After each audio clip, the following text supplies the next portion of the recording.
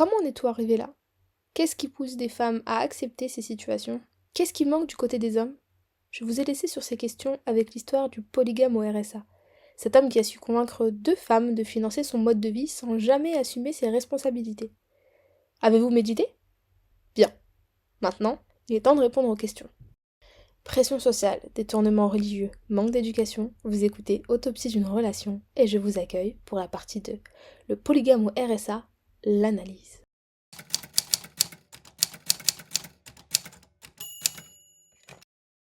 Il est impossible de comprendre ce genre de situation sans prendre en compte le rôle de la société. Depuis toujours, on inculque aux femmes l'idée que leur valeur est liée à leur capacité à se marier et à fonder une famille. Il y a une pression immense qui pousse certaines à accepter des situations qui sont loin d'être idéales. La peur de la solitude, les attentes familiales et l'envie d'entrer dans un moule peuvent conduire à des choix désespérés. Moi-même alors au collège, je passais chaque Eid dans les boyaux des moutons à nettoyer leur intérieur pestilentiel et faire le bouzellouf. Pour ceux qui savent, vous savez. Et on m'a répété que c'était un critère de mariabilité. Pour la petite blague, j'en avais parlé à mon mari à l'époque, simple prétendant, qui m'avait introduit à sa mère, comme ça à peu près. Maman, je te présente Mordiane. Elle sait faire le bouzoulouf. Apparemment c'est bien, mais je sais pas ce que c'est. Ma belle-mère avait ri, et plus jamais on ne m'a parlé de bouzoulouf. Tant d'années perdues à me cramer les doigts et puer le mouton carbonisé pour n'être qu'une anecdote. Mais vous savez le pire? C'est que ce week-end, quand j'ai vu ma petite cousine de 16 ans, toute grande, et que j'ai réalisé qu'elle n'était plus totalement une enfant, ma première remarque a été de lui dire: Alors, tu te maries quand? Eh oui, même moi, je ne suis pas parfaite, et j'ai encore des mauvais automatismes, un peu toxiques, un peu border, qui ressortent aux premières intentions. Mais imaginez seulement combien de fois elle a dû entendre ça, que ce soit une maladresse ou premier degré. Comment grandir sereine sans la pression du mariage, quand dès que notre aide adulte commence à poindre, on nous martèle: tu te maries quand? Et c'est bien ça le problème, le pouvoir de l'injonction et de la suggestion. Les choses qui nous sont répétées, qu'on le veuille ou non, se gravent en nous. On peut les rejeter ou les accepter, mais quoi qu'il arrive, elles font partie de nous et moulent notre conception des choses. Si on nous parle de mariage, alors on a deux choix, se marier ou ne pas se marier. On nous met donc face à une situation binaire. Mais si on ne nous a pas parlé de ça, alors les opportunités sont multiples, car le moule dans lequel on est différent. C'est pourquoi il est important de s'interroger sur ces choses que l'on considère comme normales. Les moules dans lesquels nous sommes et qui régissent notre façon de penser, nous empêchant toute pensée hors de ce moule prédéfini par les autres, et ces autres, qui sont ceux qui ont fait notre monde, soit notre famille. Et c'est pourquoi les femmes, même intelligentes et autonomes, finissent par accepter un homme loin, très loin de ce à quoi elles pourraient prétendre. Allez, continuons sur les anecdotes. Mariage de mon petit frère. Il a 20 ans, j'en ai 22. Statistiquement, c'est lui qui est en avance, pas moi qui suis en retard. Pourtant, le jour de la cérémonie, alors que j'accueille des invités avec ma petite cousine de 16 ans, décidément un âge bien décisif, notre grand-mère vient nous saluer. Elle dit alors: ça sera bientôt ton tour, Inch'Allah. Sauf qu'elle regardait ma cousine et pas moi. Sa petite mine dépitée, l'air de dire: pour elle, c'est foutu, elle est déjà hors circuit, me fait encore rire. Même si intellectuellement, je savais qu'il n'y avait pas d'urgence, je n'étais pas une vieille fille, il n'y avait pas de problème avec moi. Sa façon d'agir ne s'adressait pas à mon cerveau. Non, c'est à la petite boule dans mon ventre qui me rongeait de doute et d'angoisse. C'est ça que sa remarque a nourri. Cette peur viscérale de finir seule et de ne pas avoir le droit à ma famille. Car ne l'oublions pas, en tant que musulmans, le mariage est la condition sine qua non pour fonder une famille, et notre horloge biologique, contrairement à celle des hommes, va un peu plus vite. Et quand bien même nous sommes d'accord pour attendre et trouver le bon, on nous fait rapidement comprendre que les hommes préfèrent la jeunesse et que plus on vieillit, plus nous nous fermons des portes. Car si à 35 ans nous sommes des vieilles filles, eux sont à leur prime apparemment. Aussi, et ça c'est peut-être le pire, tous les hommes sont comme ça. Oh là là là là. Je vous assure que cette phrase a fait plus de ravages que tous les «t'es une vieille fille» de l'histoire. Quand on persuade une génération entière qu'à peu près tous les comportements problématiques des hommes s'expliquent par leur nature, mais qu'est-ce que vous voulez qu'on fasse? Il trompe sa femme? Ah, c'est les hommes, ils ont besoin, c'est pas comme nous. Y a pas d'amour pour eux, c'est rien. Il n'a aucune empathie? Empathie, shahada. C'est des trucs de bonne femme, les émotions. Ça y est, c'est un homme, faut pas lui casser la tête avec ça. Il fume, il boit, il fait la fête. C'est normal, il est jeune. Mais quand il va se marier, il va se calmer, c'est sûr. Spoiler, ce n'est pas le mariage qui les calme, si tant est qu'il se calme un jour. Et là, on ne parle même pas de tous les garçons qui ne travaillent pas, dorment jusqu'à pas d'heure, ne contribuent jamais aux charges du foyer. Enfin, sauf 2 fois dans l'année, quand ils achètent un bouquet de fleurs ou un parfum à leur mère en mode passage de pommade. Tout pour la mama, tout pour la mama. Bien sûr, on va en entendre parler pendant 6 mois de comment son fils est attentionné et gentil. Oh, vous avez vu Wooldy? Oh, vous avez vu ce qu'il m'a offert Wooldy? Regarde le bouquet comme il est beau. Oh, regarde le pas. Oh, t'as vu, je sens bon, hein? Ah, c'est mon fils, il m'a acheté. Oui, oh là là là là, vraiment.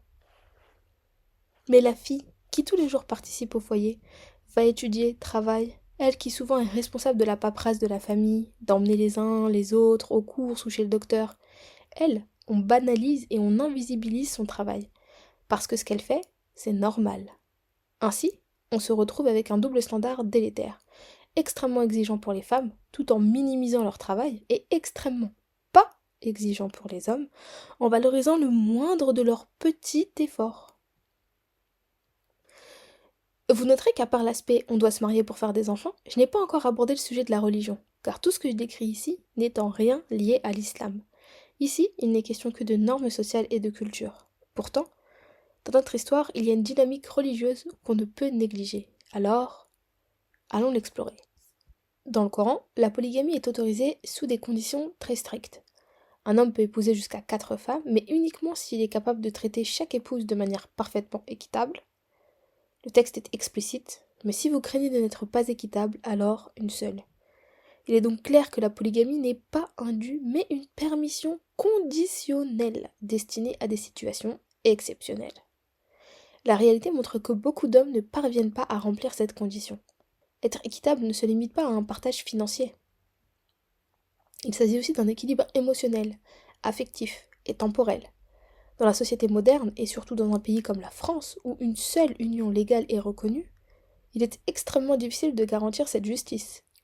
Un homme polygame pourrait par exemple ne pas pouvoir offrir les mêmes droits juridiques, successoraux ou financiers à toutes ses épouses, ce qui crée des inégalités et contrevient directement aux enseignements islamiques. Cela crée des situations complexes où les femmes et leurs enfants, dans des unions polygames, ne sont pas protégés juridiquement, en particulier en cas de séparation ou de décès de l'époux. Ainsi, en cas de divorce, les épouses polygames ne bénéficient pas de droits équitables par rapport à une épouse légale unique. Elles sont souvent privées de droits fondamentaux, comme la pension alimentaire, la protection de leurs enfants, le partage équitable des biens. Cela va directement à l'encontre des principes d'équité et de sécurité matérielle exigés par l'islam. Dans ce contexte, on voit bien que la polygamie moderne crée plus de déséquilibre et de vulnérabilité qu'elle n'apporte de bénéfices. Un des grands principes de l'éthique islamique dans le mariage est la sécurité. Un mari doit être une source de sécurité matérielle et morale pour son épouse, ce qui signifie non seulement la protection financière, mais aussi la stabilité émotionnelle.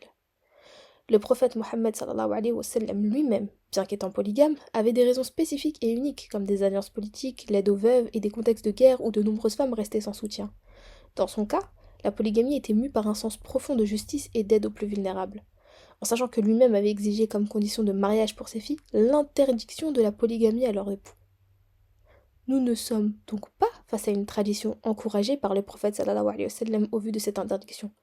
Et dans les sociétés modernes, la polygamie se justifie rarement par des alliances politiques ou une envie sincère de prendre sous sa responsabilité les plus faibles. J'aimerais que nous fassions un détour du côté de l'argent. En islam, la gestion des finances au sein du couple est clairement encadrée pour préserver la dignité, l'équité et la sécurité des deux partenaires, avec des responsabilités distinctes et complémentaires.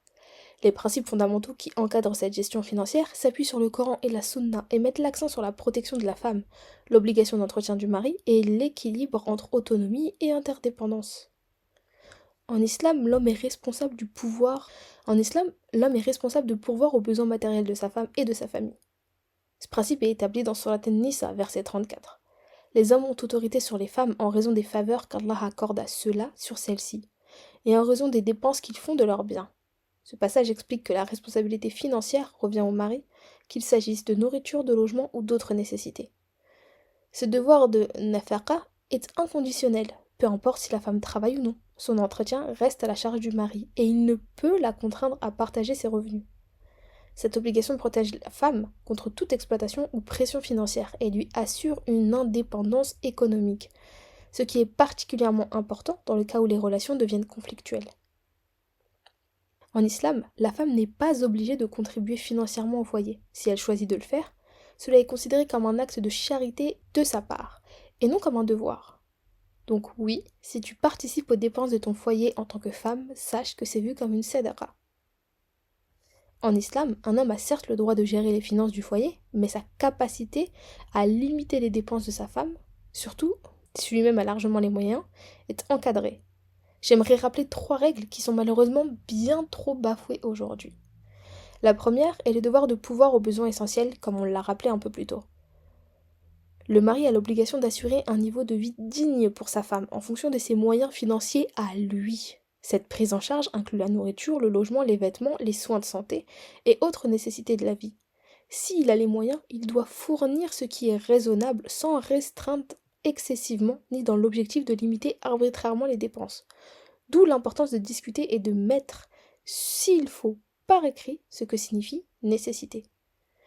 Un homme qui passe sa journée dehors ne verra pas la nécessité d'un tapis ou d'une décoration, alors que la femme qui passe sa journée dans la maison en aura besoin pour se sentir bien et à l'aise chez elle. Mais on peut extrapoler à plus, une voiture pour celles qui ont des enfants, ou une poussette de bonne qualité, ou une maison sans vis-à-vis. La nécessité n'est pas la même pour toutes et surtout pour les hommes qui ne vivent pas nos réalités. La deuxième, la bienveillance et la justice dans les finances. Dans Surat At-Taraq, verset 7, que celui qui est aisé dépense de sa fortune et que celui dont les moyens sont restreints dépense selon ce qu'Allah lui a accordé. En d'autres termes, si un mari a largement les moyens financiers, il n'a pas de raison légitime de restreindre les dépenses de sa femme pour les besoins et le confort quotidien. Enfin, mon troisième point, c'est l'indépendance financière de la femme sur ses propres biens. Si la femme utilise son propre argent, l'homme n'a aucun droit de limiter ses dépenses personnelles. Les revenus et biens de la femme lui appartiennent exclusivement à elle, et elle est libre de les utiliser comme elle l'entend sans aucune ingérence de son mari. Bien sûr, on va mettre de côté les cas extrêmes où cela pourrait mettre en danger sa famille, mais sinon, ton argent, c'est ton argent, ma sœur. Sauf qu'aujourd'hui, combien de femmes sont-elles vraiment respectées? Et à toutes mes copines qui vont écouter ce podcast, sentez-vous visées. Sachez que je parle de vous. Maintenant, une fois qu'on a dit ça, qu'est-ce qu'on fait? Qu'est-ce qu'on fait pour se libérer d'une emprise malsaine et d'une domination psychologique et économique? Excellente question qui pourrait faire le sujet d'un autre podcast, car aujourd'hui, il nous reste encore une question à adresser. Où sont les pères? Je veux bien que les comportements machistes se transmettent par la mère. Nous l'avons vu plus tôt, c'est la mère qui accentue les différences entre les genres et qui renforce les croyances et les stigmates. Mais, posons-nous la question de pourquoi nos mères ont pu à ce point nous traumatiser. Parce que nos pères ont fait des abandons de poste. Bon, attention, disclaimer, parce que je les vois venir, ton père est très bien, ok, psahtek. On parle pas de toi. Mets-toi sur le côté et laisse celles qui ont besoin d'écouter écouter. Quels modèles ont eu les hommes? Des pères, jamais là, ou si présents, absents, absorbés par la télé, des pères qui ne prenaient aucune initiative, qui laissaient tout entre les mains de la mère, sauf pour discipliner, des pères qui ne voulaient pas s'occuper des choses mondaines et qui ont laissé 100% de toutes les charges, sauf financières, reposer sur les épaules des mères. On apprend plus par l'exemple que par ce qu'on nous dit. Si on grandit comme ça, on se dit que c'est normal, qu'une femme doit supporter. Sobri ya benti. Et qu'un homme en a déjà assez fait en travaillant 40 heures hors de la maison. Bref, comment un père pourrait défendre les intérêts de sa fille quand il ne voit même pas le problème de son comportement? Comment une mère pourrait préparer sa fille à ne pas subir la même injustice quand pour elle l'injustice même est la norme? Sans père, il n'y a pas de repère. Et c'est bien ce que l'on voit dans ce genre d'histoire. Mais si je dois être tout à fait honnête, il y a un dernier point qui fera l'objet d'un autre épisode, j'en suis sûre. Donc je me tâte à l'aborder. J'en parle pas. Bon allez, ok, j'en parle vite fait. L'indépendance des femmes. Et oui mes sœurs, notre volonté de ne pas retomber dans les mêmes schémas toxiques que nos parents nous font tomber dans d'autres schémas toxiques. Car encore une fois, on se décide en position d'opposition. et pas en construction. On fait des listes, on établit des critères, mais on oublie qu'un homme est un agneau quand il nous veut et un loup quand il nous a. Dans beaucoup d'histoires, des filles se sont battues contre l'avis de leurs parents, car elles pensaient mieux savoir qu'eux. Et si je dois être honnête, elles n'ont pas totalement tort. Elles savent ce qu'elles veulent, et ce qu'elles ne veulent pas. Et malheureusement, c'est souvent les relations que leurs parents ont eues. Elles se construisent, comme je l'ai dit, en opposition, et ne veulent plus jouer les mêmes rôles que les rôles de leur mère, et ne veulent pas des maris comme leur père. Donc elles pensent qu'en écoutant l'avis de leurs parents, elles risqueraient de retomber dans les mêmes schémas qu'eux. Mais c'est pas totalement vrai. Souvent, les parents ont simplement plus d'expérience et un regard extérieur qui permet une compréhension plus large. Sauf que la construction en opposition à nos parents ne nous permet pas toujours de voir à quel point ils peuvent être lucides et clairvoyants quant à certaines situations.